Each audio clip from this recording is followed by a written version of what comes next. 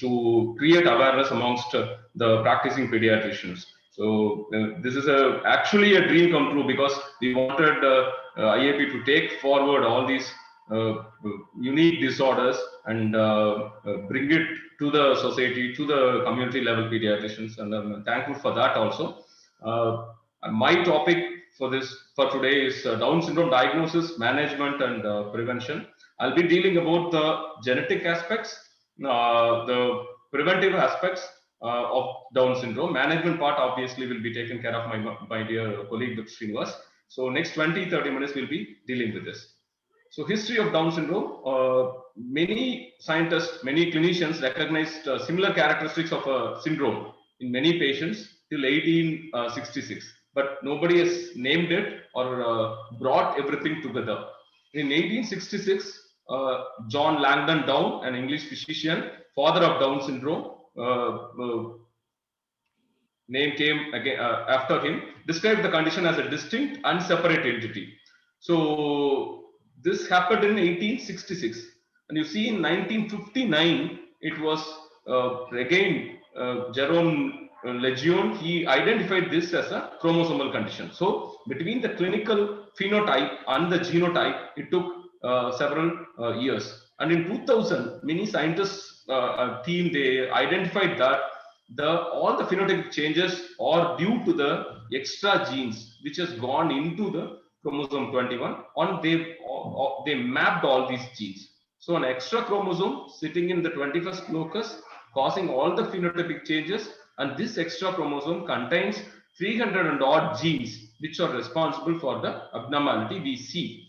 So little about the basic genetics. We stand as a human being, as a whole body.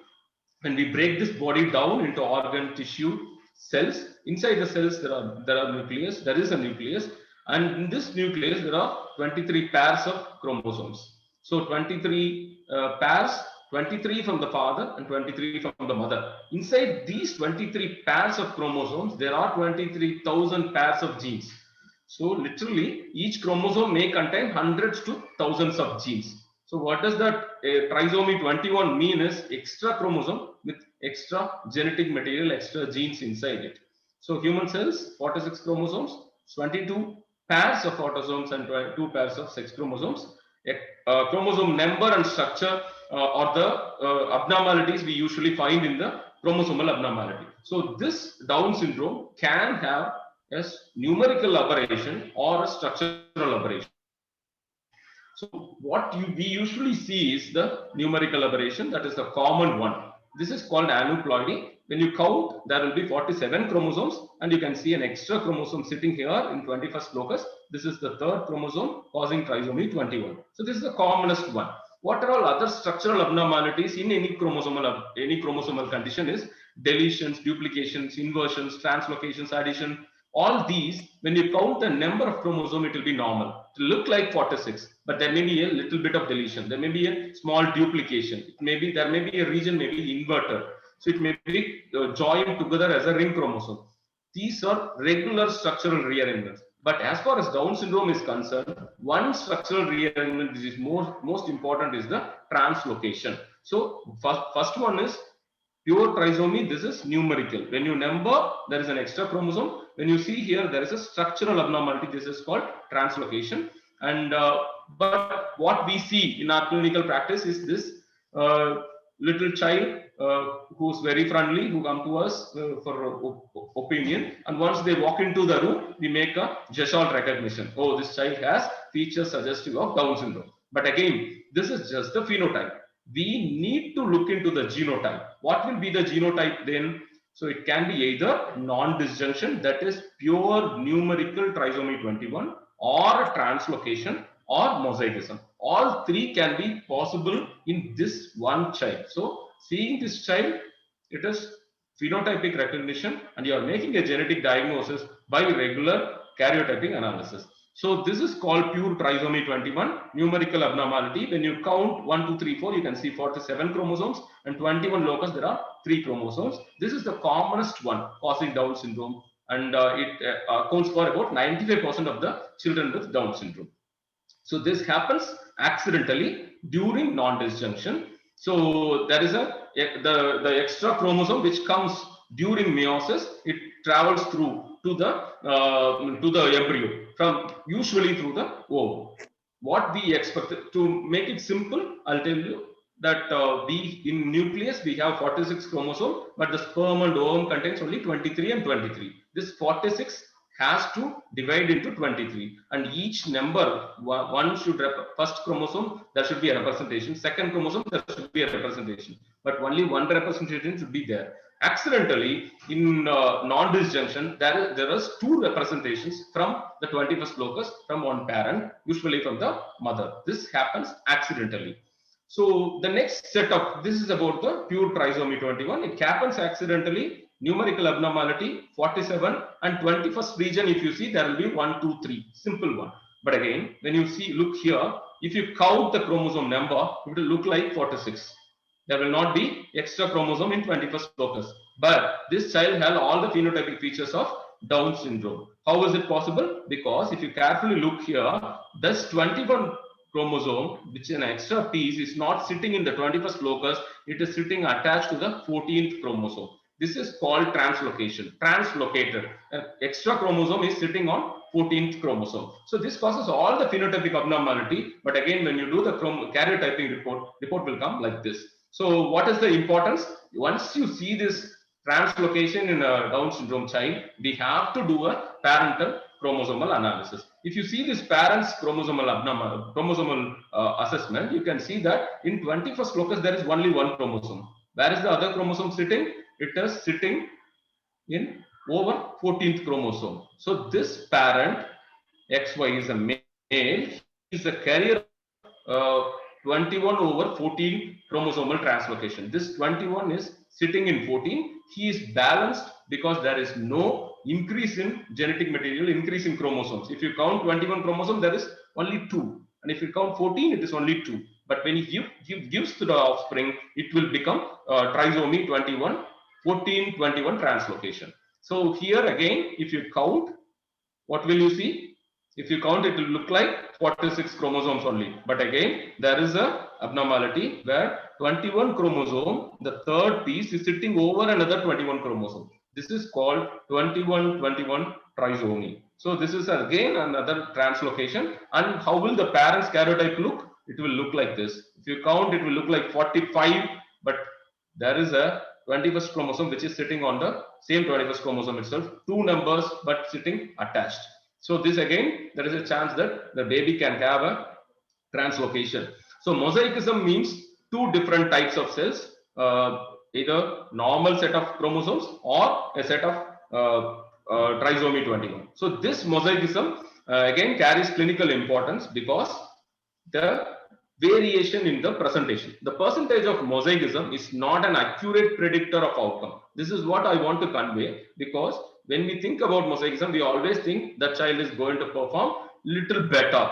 But we have to understand that percentage of trisomic cells varies. What you are checking, the percentage is from the peripheral blood. But the percentage can vary. It can be different in the heart tissue, can be different in the brain tissue. Heart, it may be 70-30. Brain, it may be 90-10. In the peripheral blood, it can be 30-70. Based on this, the clinical manifestations can vary. So great variability in mosaic Down syndrome cases, from mild features to severe features, can also occur. Depends on which organ has which number of mosaicism. So why should we know?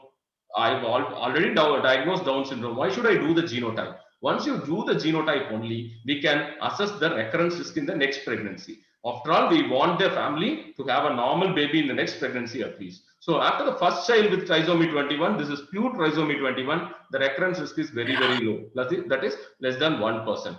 If two children with trisomy 21 goes up to 10%, we don't know the exact reason, but if it is a translocation and father is a carrier of this 14-21 translocation, the chances are less than 2%. If the mother is a carrier of this, the recurrence risk is up to 10 to 15%. We don't know the reason again. If a parent is a carrier of 21 over 21, as we see earlier, the recurrence risk is 100%. So they cannot proceed with the regular pregnancy because they will have a baby with Down syndrome in the next pregnancy also. Unless you do a chromosome karyotyping, you will not know whether this is going to recur in the next pregnancy or not. A mother or the child who grow up becomes pregnant, she has 50% recurrence risk of giving a Down syndrome baby. Males with Downs usually are steroid. So any child with Down syndrome, how to assess the recurrence risk is do a karyotyping. You see whether it is pure trisomy. If it is pure trisomy, the recurrence risk is generally low, less than 1%. So you can offer them indirect testing like nuchal thickness with first trimester screening, or even NIPS, non-invasive prenatal screening, or if in case if the parents are not willing to take that even 1% risk, they can go for direct testing like CVS or amniocentesis for fetal karyotyping. If in case it is a translocation, we have to be very, very careful. We have to go ahead and do a parental karyotyping, look for the reflection of the same translocation in the parents. If in case if the parents are normal, then the recurrence is like pure trisomy 21. The recurrence is parents of carriers, depending on the region, depending on the male or female who is a carrier, the recurrence risk may be very high. Then there you have to offer them prenatal diagnosis by CVS or amniocentesis to prevent, to know whether the next baby is having Down syndrome or not. Not only that, to decide what sort of prenatal diagnosis we have to offer, the genotype only helps, because numerical chromosomal abnormalities can be well detected by chorionic villus sampling. This is done early in pregnancy, 11 to 13 weeks. You can see the open arms of the chromosomes. You cannot see the structural changes here. You can only count. So if you want to know whether it is a pure trisomy or not, say in case of NTFTS positive, aneuploidy positive, then this is okay. But in case if you want to find out some translocation or a deletion, amniotic fluid CV karyotyping will be ideal, because whatever banding you see will be like that of a peripheral blood. So you can see a clear-cut demarcation of the translocated segments. So to this also we need the genotyping. So past few slides we've seen about how to evaluate an index case with Down syndrome, how to prevent it in the next pregnancy. So next few slides I'll be talking about the prevention aspect during pregnancy without any Down syndrome baby. So aneuploidy screening, that is coming up in a big way. Most of the mothers are nowadays offered the testing, and they will come to you also about the results. So what conditions are we screening for? Mostly trisomy 21, trisomy 18 and 13. Parameters taken are maternal age, maternal serum biochemistry, and fetal ultrasonography. So why do we check this? So why should we screen for Down syndrome? Because it is one of the commonest genetic abnormality. 1 in 600 is the incidence, they say.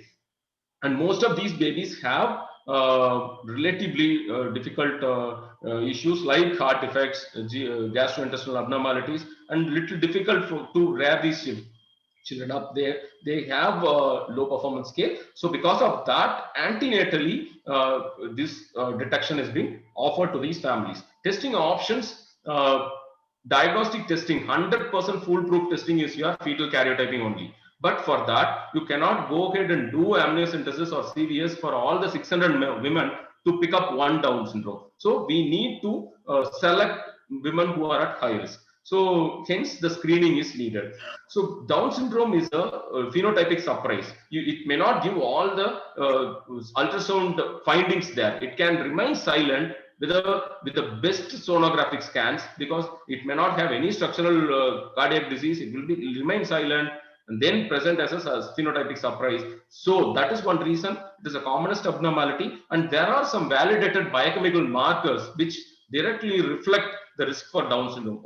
Because of all these factors, these screening tests are designed. So they help identify 65 to 99% of the Down syndrome, depending on what test we are ordering. But these are not diagnostic. These are just filtering mechanism. There can be overlap between affected and unaffected. False positive negatives, we all know, are inherent in the screening method. The filtering method is, this is the common population. You do screening here. The screen is negative, you just keep them under follow. If it is screen positive, 1 is 250 is taken as the cutoff, and they will undergo either fetal karyotyping by amniocentesis or CVS, and then the genotype will be identified and confirmation can be given. So age alone, will it be enough? Maybe, may not, because the direct detection rate is only 30%. So we know a mother with extreme ages, that particularly 50 and above and all, 30, 40 and above, now even 37 and above, they have high risk for Down syndrome babies, but that can be taken into account because do we need to screen pregnant women of all age? We know that this is common in older women. Why we are offering this screening test to all the women? Is it indicated? Mainly translocation and other mosaicism will occur even in younger age. Yes. So yes, we have to offer this testing because younger age mothers are highly fertile. So their fertility rate is very, very high. Rather than the older age mothers, their fertility rate is very, very low. So once the fertility rate incidence is considered, younger mothers are highly likely to get the Down syndrome babies because of the high fertility rate. So 70% occurs in the women less than 35 years because of their fertility rate. So detection rate for various screening methods, first trimester only with nuchal translucency can be up to 70%. So nuchal translucency alone may not be enough. So when we combine this first trimester with blood screening like 3-beta-HCG and PAPPA, this goes up to 85%. And the third one, which was popular was triple screening, which had the detection rate of 70%, but again quadruple screening has the maximum is 80%. There is another method called integrated screening where the patient has to come 1 or 2 times for follow. This is called integrated screening, which is very, very difficult because of the patient complaints, and it can have higher detection rate, but practically it is very, very difficult. So integrated screens are not followed. Most of the time we follow this NT-FTS or the quadruple if they have missed. NIPT, non-invasive prenatal screening, is the new one now, which they detect from the mother's blood. It is its detection rate is up to 99%, and we will see one by one in the few slides. So first time screening NT and FTS, the detection rate is 85%. So this is the most common one, popular one. So where they see this nuchal thickness, along with it they draw blood for PAPPA and free beta-HCG. With this, the combined risk is done. So NT is a very powerful marker, but again it needs training and certification. Alone it has 70%, but along with these two markers, it goes up to 85%. So one-step clinic for assessment of risk, this is called OSCAR clinic. So once they come in between 11 to 13 weeks, they do this NT, draw blood, and do the NT-FTS screening analysis. And this has detection rate of 85%, as I said earlier. So a mother age 27 years reported for NT scan, NT 2.2 above 95th centile. The nasal bone could not be imaged. First time screening was sent, and the results came. So there was increased beta-HCG here.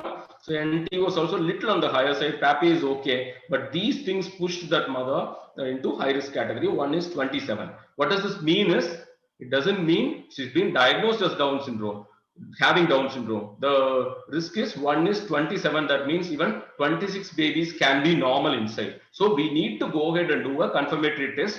With that report, she shouldn't go for termination. There is a chance that 26 babies can be normal also with that report because it is a screening test. So amniocentesis confirmed that it was pure trisomy 21. Based on the previous risk assessment, we know that pure trisomy 21 has very low recurrences, that is less than 1%. So maybe next pregnancy we can reassure them, ask them to go for regular screening methods only. So second trimester screening, there are two tests offered usually, triple test and quadruple test. So triple test has a detection rate of only 70%, very less than the NT and FTS.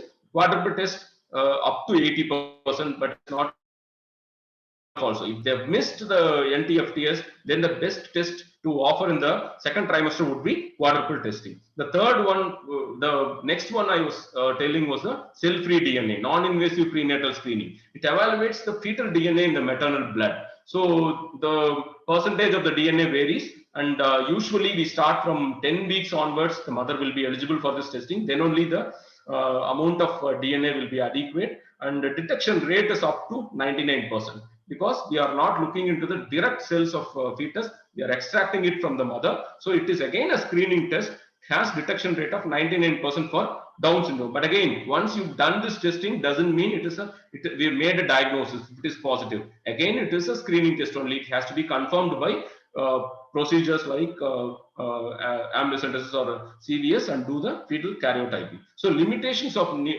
non-invasive prenatal screening, or if there are some fetal fractions which are very less, or and it is a non-confirmatory test, is only a screening test. All other abnormalities may be missed, but again, we are not looking into that. Fetal fraction is lower with increased maternal BMI. Mother with obesity, the results may vary. Cannot pinpoint the exact fetus, particularly in twin pregnancies, and cost involved. The cost may be around minimum will be 20,000 and odd. For a screening test, spending 20,000 and going ahead for prenatal testing, if it is positive, again is a difficult thing in any family. So only in high risk patients or patients who are affordable, they are asking for it.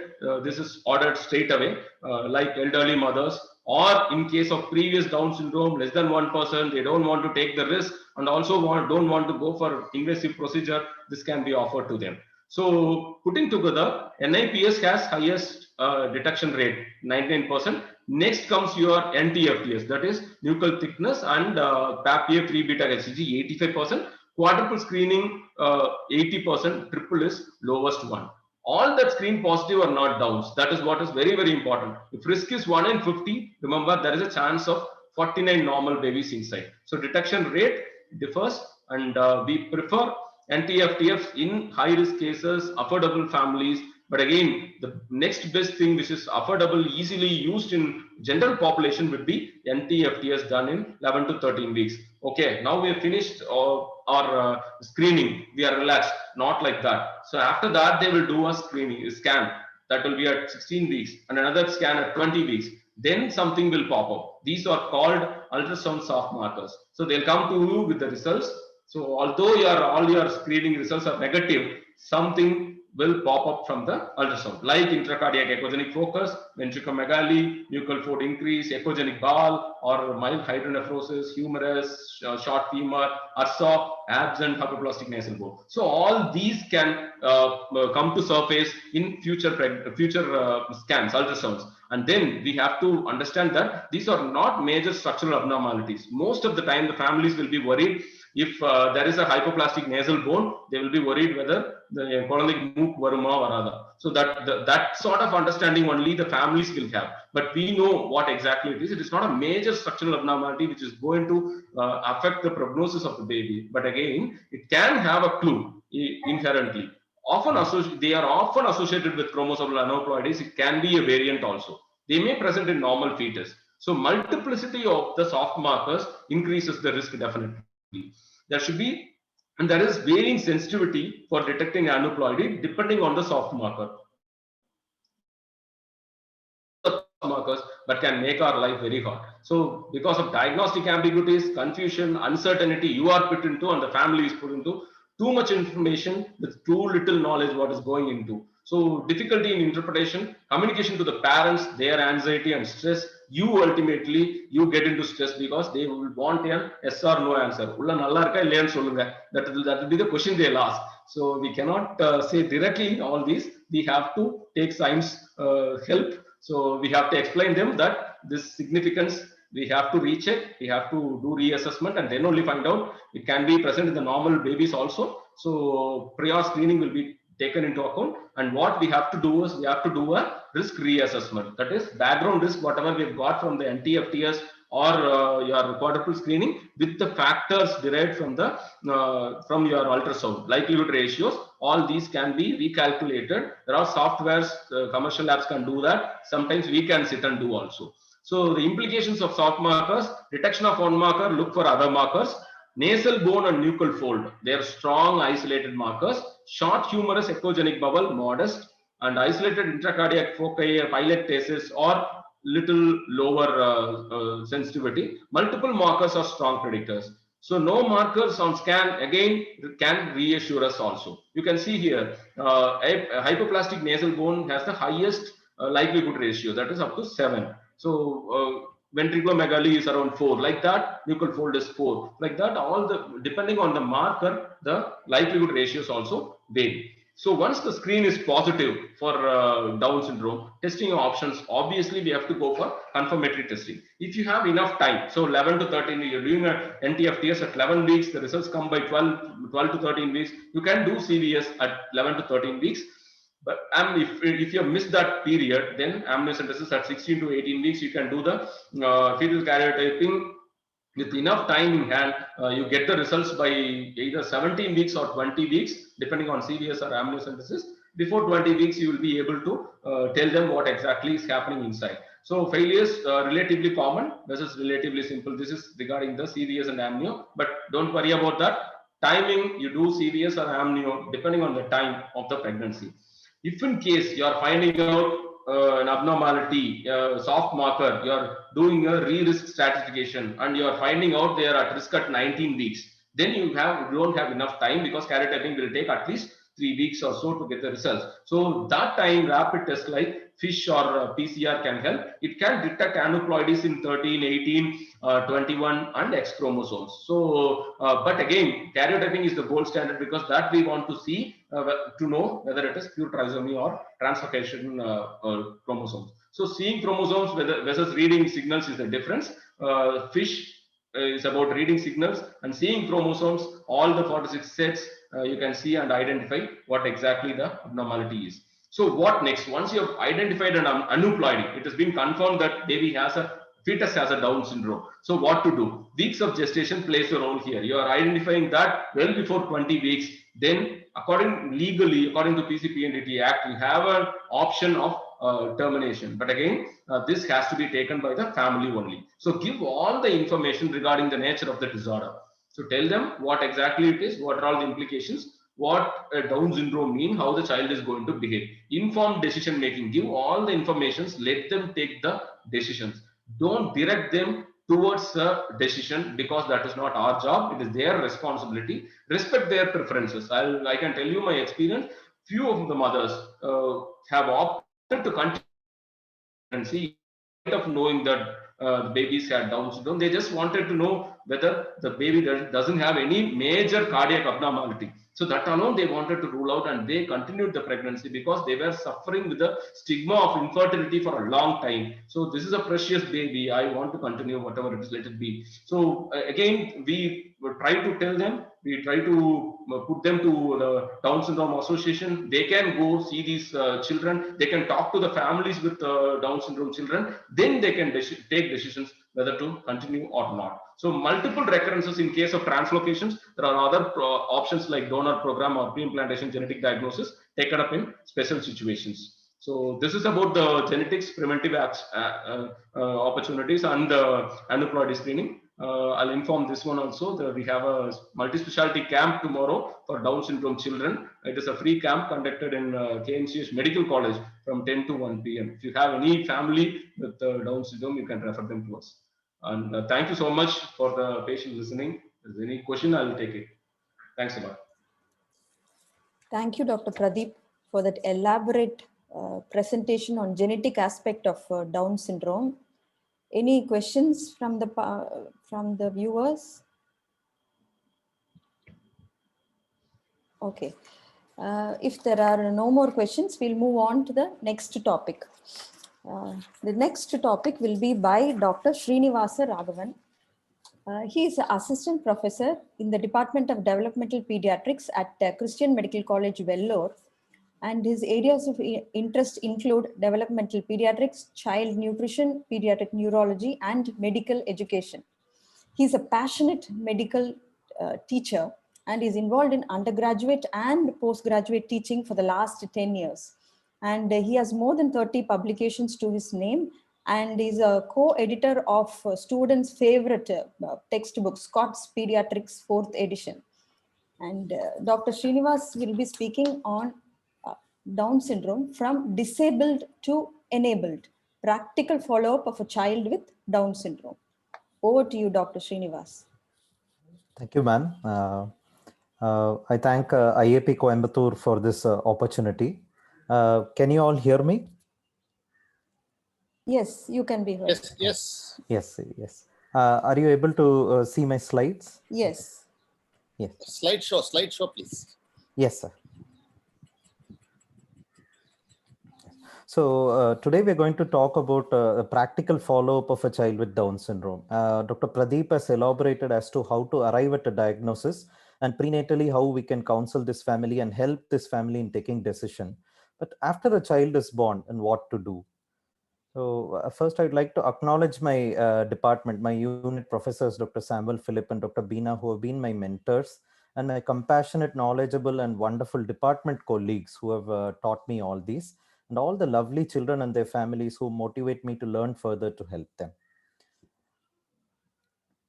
So let us take the story of a 2-month-old Inba. She's the first child of her parents, and she has been diagnosed with 21 trisomy, and the parents are naturally distraught. They come up with a series of doubts. This is very common, no? They ask these questions to us. What should we do next? Are there any life-threatening problems that I should see in this child? What about the routine vaccinations? What should we expect in the coming days? You have said that there will be developmental delay, so what should I expect? And what therapy should be given? You said that the only form of treatment is some therapy. And will she need to go to a special school? They say that she's a special child. Will she need to go to a special school? And beyond school, what job she can do? And what about her marriage? And are there any predictors of outcome in future? Nalla iruvada, that is the question that most of the parents anxiously they put forward these questions to us. I'll try to answer through the upcoming slides to some of these questions. The first thing, as Dr. Pradeep said, while conveying the diagnosis, how to say, I would want to just emphasize on the fact that please use neutral language. We are in general used to use these value statements. We often try to say, I'm very sorry, unfortunately, all these. We often see how a doctor explains all this in a Tamil movie. ஒரு ரூம்லேருந்து வெளில வந்துட்டு கண்ணாடியை கழட்டிட்டு அவங்க சொல்லுவாங்க, எங்களால் எவ்வளோ முயற்சி பண்ணி பார்த்தேன், I'm sorry, all this. But in practice we should avoid such value statements, value judgements and use neutral language and sensitive language. There is often a difference in saying a Down's baby or a Down syndrome child rather than telling a child who has Down syndrome. The better way to tell is a child who has Down syndrome, because here you put the child first and not the condition first. And at diagnosis, what else would the parents be needing? They would definitely need a written follow-up chart, and they also would need a contact information. As Dr. Pradeep mentioned, a Down syndrome society, a parent support group, all these can be provided to the parents at diagnosis, because other parents will be able to help them better. There are experts in these societies who can help these parents understand the condition. And many frequently asked questions and up-to-date information about Down syndrome can be conveyed in local language to these parents. And avoid using terms as they will suffer from mild to moderate mental retardation.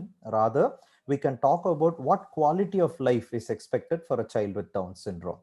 And it is accepted that many adults with Down syndrome can function well enough to live in a group home, and they are also possible to hold a meaningful job if we provide the right amount of support and the correct support beginning from early on. So this will mean a lot to the parents rather than just saying the severity of mental retardation. And in early infancy, during diagnosis, what are the investigations that you need to do? At diagnosis, which happens mostly in the neonatal period or in the early infancy, a thyroid function test and a Counts and smear must be done. This is for a child who is diagnosed in the neonatal period. On day 3, when we take samples for thyroid function test, it is also ideal if we take a sample for Counts and smear, because transient myeloproliferative disorder can many often be picked up only by a smear. They may be silent and it resolves during follow-up, so it may be missed in many children. 5% of children with Down syndrome can have transient myeloproliferative disorder. So a Counts and smear and a thyroid function test on day 3 should be done. And before discharge, arrange for a newborn hearing screening, an ophthal examination to rule out congenital cataract, and an echo heart to rule out heart defects. Many of the heart defects in children with Down syndrome may be silent during the neonatal period. That is why it is imperative to do an echo heart before discharge. If facilities don't exist for an echo heart before discharge, an echo can be done ideally before 6 weeks of age. And this Dr. Pradeep also mentioned, they all suffer from surgical anomalies more than the general population. 5% of infants with Down syndrome are prone to develop surgical anomalies like duodenal atresia, annular pancreas, which can present as bilious vomiting. They can also have higher incidence of Hirschsprung's disease. So all these should be carefully looked for during the neonatal period, and the immediate first follow-up visit and a consultation with pediatric surgeon should be needed. So during the first talk with the parents, it is these which should be highlighted. So early infancy, what we should focus to them is, if the baby is healthy, the needs of the child with Down syndrome will just be like other babies. You need not do anything extra or anything special. And we have to counsel the parents to see past the Down syndrome. It may be very difficult for them to accept this. If they had not known the diagnosis from an antenatal scan at birth, this diagnosis may be very difficult for them to take. So repeated counseling sessions, repeated follow-up visits can be arranged and help the parents see past Down syndrome. Tell the parents that they can take time to listen to the child, to get to know the child, enjoy the child, and a loving, secure environment is very essential for the child's development. The parents can be motivated by saying this. And what are the life-threatening problems that should be screened for during the immediate early infancy is cardiac defects. Heart defects are seen in 40% of children with Down syndrome, and 10 to 15% of them can have severe heart defects that may need surgical intervention at the right period. So focus should be on ruling out a severe heart defect. And as I said, surgical causes should be looked for during the immediate neonatal period and early infancy, and correct guidance should be given for the parents.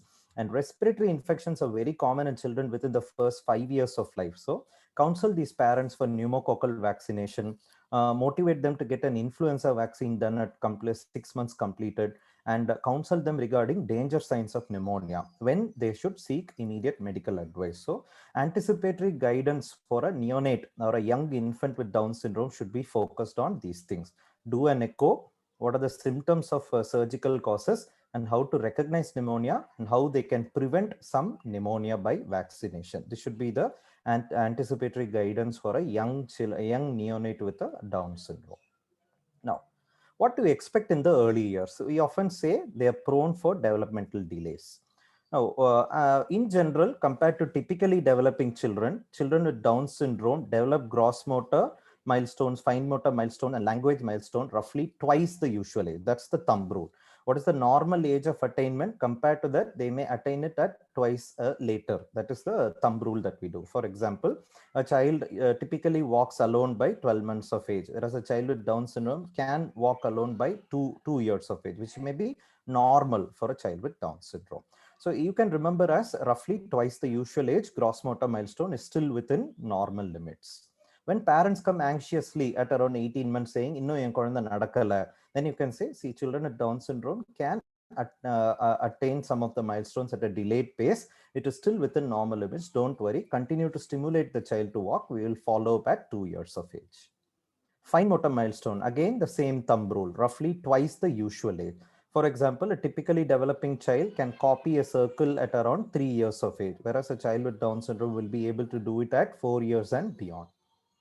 Language again, two-word phrases a typically developing child would be able to say by the end of 2 years, whereas a child with Down syndrome would be able to say only by 2.5 to 3 years of age. Personal social milestones, compared to all other milestones, personal social domain is a strength of children with Down syndrome. As you can see, the thumb rule is roughly 12 months later than the usual age. For example, a typically developing child is dry by day by 2 years. A child with Down syndrome can be expected to be dry by day by 3 years of age. It's just 12 months later than the usual age.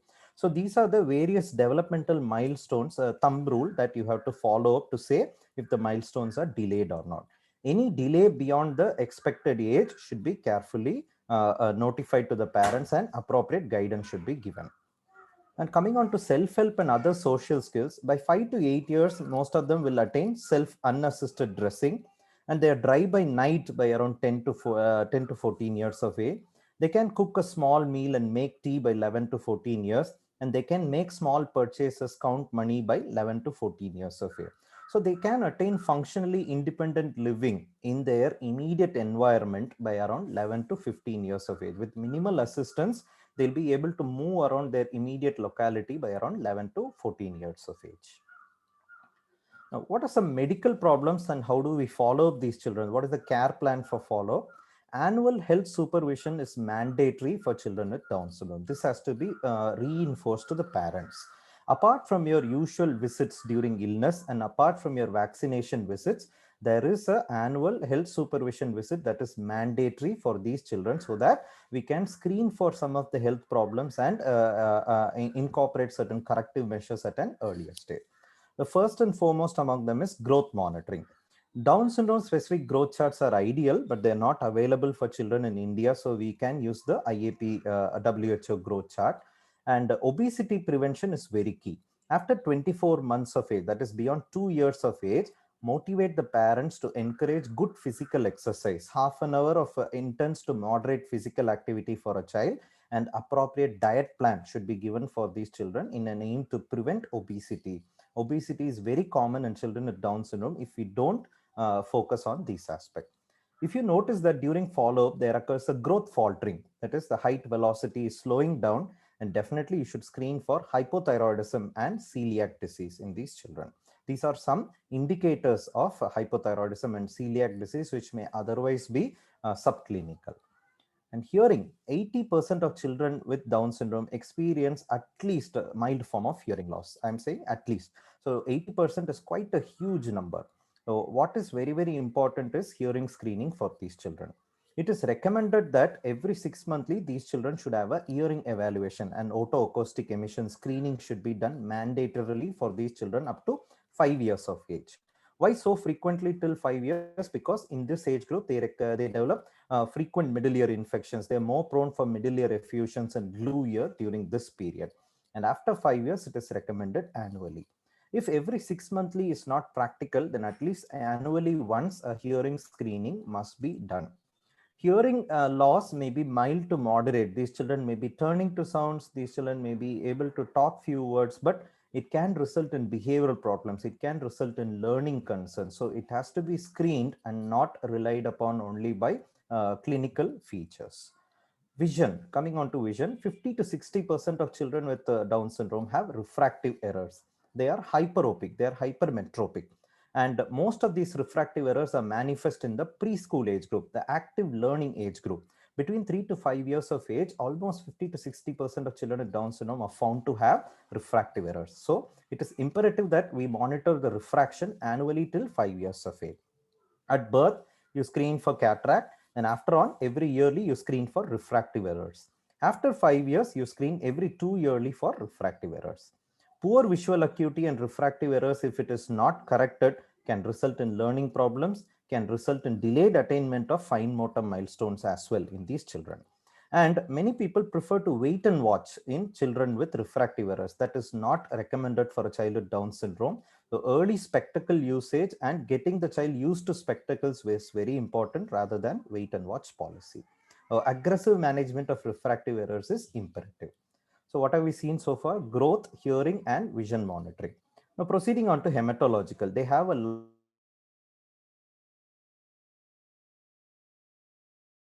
unexplained fever. You have to counsel the parents to come back to you. Any unexplained anemia, bruisability, definitely you should have leukemia in your mind. It is recommended to follow up annual hemoglobin until the child becomes 13 years of age. So this is the hematological follow-up that you do. Thyroid function test. A free thyroxine and a TSH should be done annually for many of these children with Down syndrome. In the first year of life, you do it 6 monthly. After first year, you follow it up annually. Children with Down syndrome are prone for congenital hypothyroidism as well as acquired. Hashimoto's thyroiditis occurs at a higher incidence in children with Down syndrome, and some of them may also have a transient hashitoxicosis. They may have a thyrotoxic phase and later on developing a hypo. A careful monitoring of thyroid function test is mandatory for a child with Down syndrome.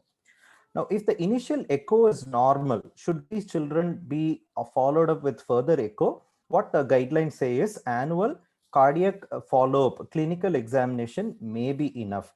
These children should undergo dynamic auscultation whenever necessary, because during adolescence and later on, these children are prone to develop mitral valve prolapse and aortic regurgitation. So repeat echo may be necessary only when you have features of mitral valve prolapse and aortic regurgitation. And some of these children may have obstructive sleep symptoms, which can lead on to pulmonary hypertension, again, which can be picked up on an echo heart. So when you have these complications associated, only then a repeat echo may be warranted. These children, children with Down syndrome, are also prone for periodontal problems. So regular dental follow-up and a good dental hygiene should be focused. So you can tie them up with your comfortable dental consultant so that they can also have a follow-up of this dental hygiene. Now, another important complication that we should look for carefully in a child with Down syndrome is atlantoaxial instability. What is recommended for this is an annual careful neurologic evaluation. Whenever we see a child in the OPD, we should always ask for any loss of motor skills, any loss of bladder and bowel control that has happened recently, any unexplained neck pain or neck stiffness should be carefully looked for. And when you have doubtful symptoms, you should do a lateral plane cervical spine radiograph to look for atlantoaxial instability. Routinely, it is not recommended. What the guidelines say is when there are high risk features, then you do, or when a procedure involving extremes of head position, some of these dental procedures or a tonsillectomy is going to be done, during that time, you have to do a screening cervical spine radiograph before the procedure. And if the child is going to be enrolled in some contact sports, then a screening X-ray is mandatory. A screening X-ray is done usually after 3 years of age. What do we look for in the X-ray? This is two illustrative cases. A 2-year-old child with Down syndrome who's diagnosed as trisomy 21 comes with complaints of crying when the child has to void. This child was extensively evaluated for urinary tract infection, but it could not be proven, and the empirical antibiotics also did not respond in cure, for which they visited the pediatrics unit. And complaint was that he used to pass small amount of urine, but parents will notice that there was a palpable mass in the lower abdomen despite having passed urine. And many times they have to apply gentle pressure over the lower abdomen to help the child void the remaining urine. And this is of recent onset. And on clinical examination, this child had exaggerated lower deep tendon reflexes and an ill-sustained ankle clonus. Next, a 4-year-old child with Down syndrome who was diagnosed with translocation 1421 came with complaints of not walking without support for the past 1 year. This was a child who was walking independently. Now for past 1 year, he doesn't seem to walk without support. Again, this child had brisk deep tendon reflexes and an extensor plantar. Now these are red flag signs. What are the red flag? Avoiding dysfunction in the previous child, neurological examination showing exaggerated DTRs with an ankle clonus. And in the second child, loss of motor milestone, brisk deep tendon reflexes and an extensor plantar. So when we did a cervical spine in this child, as you can see, you have to measure the atlantodental interval. I'm sorry. You have to measure the distance between the dens and the axis, the anterior arch of atlas. Anterior border of dens to the anterior arch of atlas, the distance should be measured. And in one of these child, this is X-ray of one of the child which showed 11 millimeter gap. Any atlantodental interval of greater than 5 millimeter is suggestive of atlantoaxial dislocation, and these children should undergo further imaging to rule out if there are any spinal cord compression. So just by routine clinical neurological evaluation and just by carefully asking for some signs, we can pick up this serious complication. Now coming on, this is with respect to health follow. What do we do for developmental follow? In early development, what all these children would need? I said in the early phase, their needs are not different from that of a typically developing child. So what is early stimulation? These children will have hypotonia, ligamentous laxity, which can result in improper posture and malalignment of feet. If not corrected, it can lead on to inefficient gait that can result in inefficient motor activities. So early physiotherapy in these children is mandatory. Parents' expectation may be that physiotherapy can hasten development, which is not the case. Physiotherapy will help the child develop a good posture, will help develop proper foot alignment, and will help in later on development of an efficient walking pattern. This should be reinforced. And these children should be started on infant stimulation and occupational therapy to develop eye-hand coordination and fine motor skills like self-feeding, drinking from a cup and all those. And speech therapy, oromotor skills. They have poor strength in the muscles of cheek and tongue, and by oromotor skills, you can help them attain good strength of the orofacial muscles. And hypotonia in general improves with age, but some of them may persist to have clumsiness and inaccurate fine hand motor movements even during later childhood. So the idea of improving motor skills and early stimulation is to encourage active movement so that later on they can have good participation in sports, dance, and other motor activities. It also helps in promoting good health of these children because I said obesity prevention is key. And having crossed infancy, now they have attained all their basic motor milestones and they are now attaining their communication milestone. They are ready to be sent to a play school. Is sending sending play school sending these children to play school be of help? Yes, play school provides an excellent preparation for integration of children into school. At play school, with the help of a teacher, a parent may be able to support these children's social, communication, behavior regulation. The child can be helped to toilet training, and early cognitive skills can be supported in a play school. So play school prepares these children for a school. Opportunity for the child to explore an environment that is different from home also is provided. And self-help skills, what we have to do in play school is, apart from the routine that they teach to any other child, these children with Down syndrome can be helped on their self-help skills. You can make a list and help the child attain one by one. And once a skill is attained, further targets can be added to refine these self-help skills. For example, our target is learning to dress himself. If this child is able to wear these clothes, next step can be wearing the right side correctly. If he's able to do that, then next step can be fetching the dress and then wearing correctly. So these can be promoted at home as well as in the play school. Now, this child now gets ready to go to school. In school going age group, what do we need to support for these children? Speech clarity and fluency problems may persist into school going age group. So continued speech therapy support may be needed for these children. Vision and hearing problems should be carefully followed up. Any child who has problems with learning, don't blame it only on the Down syndrome and the intellectual disability associated with it. Carefully look for vision and hearing problem. Children with Down syndrome have their own set of strengths. Now, what is their strengths? They are visual learners. They are very good with sight words. They learn sight words very easily. And they are very good at imitating. I see, I do. So visuospatial working memory is their relative strength. For example, they can fetch any object where they have a memory of. If you know some object is placed somewhere, they can go to the right location, pick it and bring it. But what is their weakness? Verbal working memory is their weakness. So what is the implication? Information presented in visual form is better for children with Down syndrome. In our schools, usually the teaching happens in an auditory way. But for a child with Down syndrome, the classroom teaching learning methods have to be modified so that there are a lot of visual information that is presented to them. There are no problems with long-term memory for children with Down syndrome. Now, another common questions that parents pose when they are ready to go to a special school is, does my child have to go to a special school?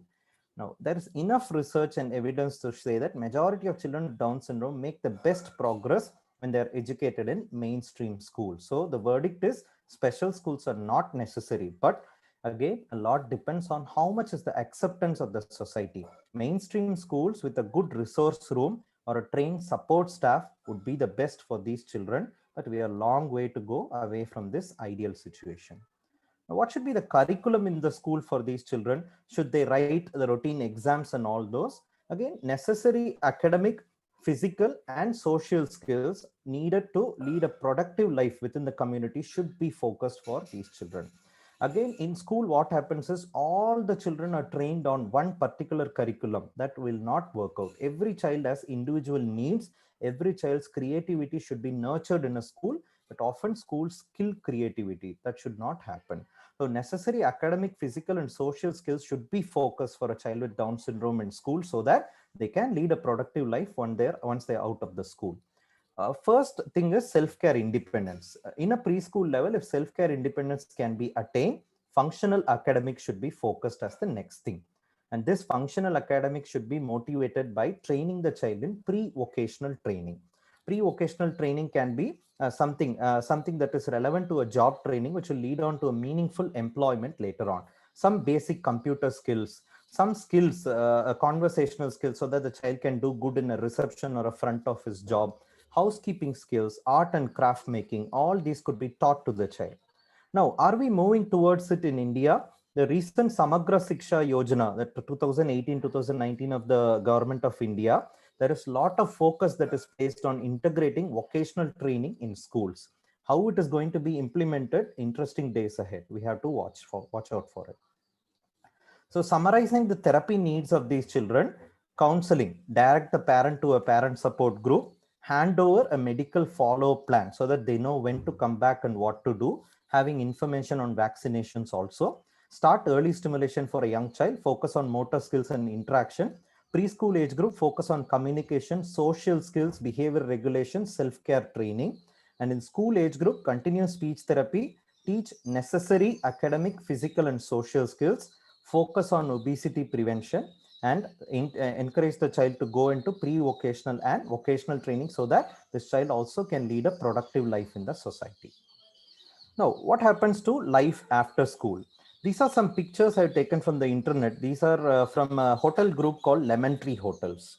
If you remember, I had interacted previously in a forum where I had said Lemon Tree is one of the employers who encourage inclusivity. They do employ persons with Down syndrome in their hotel, and these are some images from there. And these are some of the achievers with Down syndrome. One is Oliver Hallowell. He's a professional photographer with a lot of followers. And this is Hema Ramaswamy, who's a professional Bharatanatyam dancer who has done a lot of programs in multiple stages. And this is Katie Mead, who's a professional model. And her brand is rightly called as Fearless. So what job can he or she do? As you can see, many professions have been taken up by children with Down syndrome. And popular among them have been hospitality, working in shops, baking, front office person, and fine arts. So they could do any job with training, and it should be dependent on what is their preferences and what are their strengths. It may be individual to all these children. And how do we predict outcome of their future? What will happen in future for my child? The most important question is associated comorbidities will determine the health outcomes of these children, especially presence and absence of cardiac defects makes a lot of difference. Apart from that, single most important predictor of academic achievement, if health-wise the child does not have any concerns, and academic achievement is important predictor, is the severity of intellectual impairment. So this has to be motivated by early stimulation and a careful developmental follow-up. What about their lifespan? Can they have a normal lifespan? Yes. In many places, their lifespan is almost comparable to general population. Now it is almost close to 60 years. And Dr. Pradeep had talked about fertility and reproduction. Males with Down syndrome are considered infertile. There are few case reports of fathers with Down syndrome having parented a child.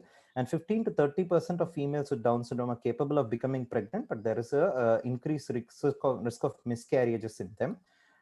Age of onset and completion of puberty is the same as that of a general population in these children. Where do we direct these problems to get help?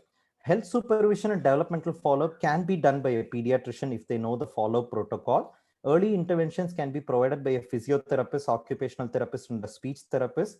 Functional academics and pre-vocation can be done by a school with the help from a special educator, and vocational training can be provided from designated centers. Dr. Pradeep also mentioned about it. The Down Syndrome Federation of India and Down Syndrome Association of Tamil Nadu, they have an excellent handbook, which is the Down Syndrome handbook prepared by one inspiring person, Mrs. Sureka Ramachandran. She's a mother of a child with Down syndrome, and she's an expert in motivating these parents. This is an excellent guidebook for parents. You can visit this website and also have a look at this guidebook. And at Coimbatore, I could find out some of these centers. One, the Kaumaram Prashanti Academy and Coimbatore Spastic Society, they are all a part of this Down Syndrome Federation. There must be other centers as well. So to sum up, after diagnosis in the neonatal period, focus on serious comorbidity screening, thyroid screening, and annual health monitoring is mandatory, and it should be counseled to these parents, and help motivate the parents to start early intervention and follow up the development also of these children. Focus should be to make these children as healthy, productive members of the society. And this is the summary of the health supervision. Growth monitoring annually, check weight, height, BMI. Obstructive sleep apnea, ask for symptoms, sleep position, snore, sleep quality. A pulse oximetry is recommended at 4 years of age, overnight pulse oximetry. Thyroid function test, hemoglobin, hearing screening annually. If photoacoustic emission fails, then you refer to ENT for sometimes they may have glue ear requiring Grommet insertion and other things. Ophthalmology evaluation, as I said, annually till 5 years and 2 yearly after that, and atlantoaxial instability, careful neurological examination during every visit. And if there are some procedures, then you do a C-spine X-ray after 3 years. Now, I want to conclude with this statement. Often when we look at neurodevelopmental disorders, our outlook is like a medical outlook. We see it like any other disease, and that is when parents will seek cure. Can cure be attained in some of these conditions? Never. So our outlook should be changed to look at these neurodevelopmental disorders as a biopsychosocial model. And that, what is that? See, a health condition alone does not determine outcome. It also depends on society as well. Disability is a construct of not only the health condition, but also the society has a huge role to play. Do we have accessible environments for all of these children? Do we provide opportunities for these children in our society? Are we being fair to these families? Is some questions which we have to answer. So when we view disability as a biopsychosocial model, we would always aim for functionally optimal outcomes. Despite the presence of this disability, can they be enabled to function as a fruitful member of the society? If we look at it, then our answer is often this goal is attainable. So I'd like to conclude by saying this kural. ஒத்தத்தருவோன் உயிர் வாழ்வான், மற்றையான் செத்தாருள் வைக்கப்படும். One who is benevolent to all living beings that are weak truly lives. The rest will be reckoned among dead.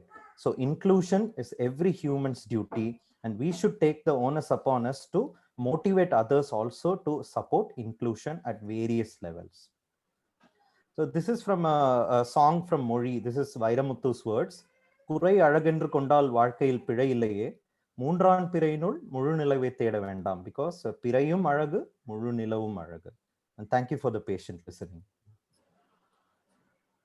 Thank you, Dr. Srinivas, for those very practical tips for us to remember every day when we deal with a child with Down syndrome.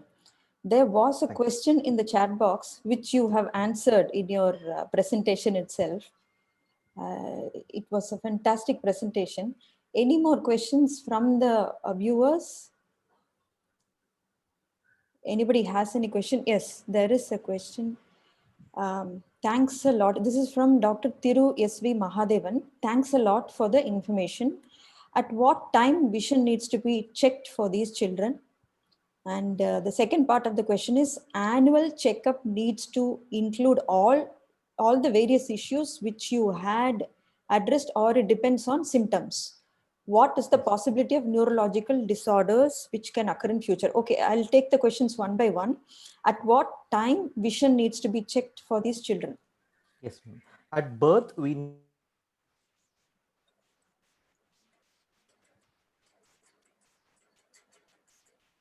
neonatal period or early infancy, and later on annually these children have to be followed up for refractive errors. Am I audible? Sorry. Yes. Am I audible? Yes. Annually these children need definite ophthalmic screening to look for refractive errors, because symptoms to manifest may be in a myriad fashion. Vision problems have manifested as behavioral problems. Vision manifestations have resulted in delayed fine motor milestones. Vision problems have resulted in poor learning in these children. So before we can recognize and treat it, these children have to be screened. So for anticipatory guidance, it is good to screen and intervene early rather than allow the problem to develop and result in a delay. So it is good to do it annually. And yes, it is a multidisciplinary team, an ophthalmologist, an ENT person, a dental person, along with the pediatrician only can help this family. Okay, the second part of the question is, in the annual checkup, does all the various issues have to be followed up, or it depends only on the symptom? Yes, this is definitely needed, because compared to a typically developing child, children with Down syndrome have specific health issues. Whenever it rains, we would take our umbrella or we would wear our raincoat, but we still depend on weather report so that we can anticipate few things. We can be better prepared. So this is like being better prepared. I explained the parents saying this only. You know, when it rains, you would obviously sometimes get wet and immediately search for umbrella. So rather than letting the problems happen, it is good to anticipate these things and screen it so that appropriate interventions can be instituted early. So this follow plan, health supervision plan can be handed over, and during designated time of the year, the parents can be motivated to visit all these therapists and come back to visit all these specialists and come to a pediatrician with the report. It would hardly take them 1 or 2 days in the entire year. So 1 or 2 days in a year for the child's health. And the third part of the question, what is the possibility of neurological disorders which can occur in future? Okay. From this question, I mean, is there a risk of epilepsy, or is there a risk of autism, or is there a risk of behavioral concerns in these All the children? neurological, yes. Yes. Compared to general population, children with Down syndrome are at increased risk of all these. It cannot be predicted. Epilepsy in children with Down syndrome cannot be predicted. And some of these children do develop autism. Why some children with Down syndrome are good in social interaction, why some of them develop autism is not yet understood. Dr. Pradeep had said there are some genes on 21 chromosome. A dosage increase of these genes results in the manifestation. Why an extra chromosome is causing all these problems is yet not completely understood. They theorize a Down syndrome critical region. There are some genes in the Down syndrome critical region. There may be difference between 1 or 2 of these children. All children with Down syndrome may be phenotypically same, but their gene makeup, we are not yet sure. We know that there are extra genetic material that are present, but some of them may not have all the genes. So what is causing risk for autism in these children cannot be predicted. If we notice that these children are delayed in their social and communication milestones during early intervention and early developmental follow-up, then intensive therapy should start so that we can help them build their social communication skill. So Okay. to answer that, is there an increased risk? Yes. We can follow, but cannot be predicted. Okay. There's one more question by Dr. Ashwath sir. How does one monitor for hematological malignancy? Is there any regimen followed? Yes. Most of the guidelines say a clinical follow-up. Look for any unexplained fever, look for anemia, and look for bruisability, a feature of low platelets. This may be enough for an annual follow-up. And what is recommended for investigation is an annual hemoglobin is what is recommended. This is the guideline, annual hemoglobin until 13 years of age, and carefully look for these symptoms. Advise the parents that whenever there is an unexplained fever beyond 2-3 days of 2-3 days with associated anemia, with associated bruisability, please be aware that we have to rule out hematological malignancies, and that point they have to come early rather than delay. That is what is recommendations from most of the guidelines. That is what we usually follow. Okay, and there's one more question from Payani Raman sir. What is the percentage of chance of having an atlantoaxial dislocation? Okay, it is 5 to 10% in varied reports that are seen, because it is not routinely screened for. Because it is not routinely screened for in many studies, the expected frequency is reported in many papers. They say it is around 5 to 10%, and many children with Down syndrome are now actively taking up sports. And for obesity prevention, many of them are engaged in intense physical activity. So during that time, what they say, if they have not been screened for atlantoaxial instability at any point of lifetime before, and they should be screened before they are put into these physical sports or contact physical sport. During that time, a screening is mandatory. Expected frequency is 5 to 10%. One more question has come now. What is the average IQ of Down syndrome in Down syndrome children? It is very variable. What is reported is at least a moderate level of intellectual disability is quite common in these children, but there are compared to any other cause of intellectual disability, children with Down syndrome function adaptively better. Their adaptive skills are quite better with a child with intellectual disability of any other cause with the same level of IQ. So for the same level of IQ, children with Down syndrome are more trainable, can attain better adaptive function. There is no particular number they may have. Most of these children will have moderate level of intellectual impairment. But a good thing, the positive aspect of is they may be adaptively better and they are trainable compared to any other cause of ID. You have answered all the questions. Any more questions from the viewers? Anybody who wants to ask?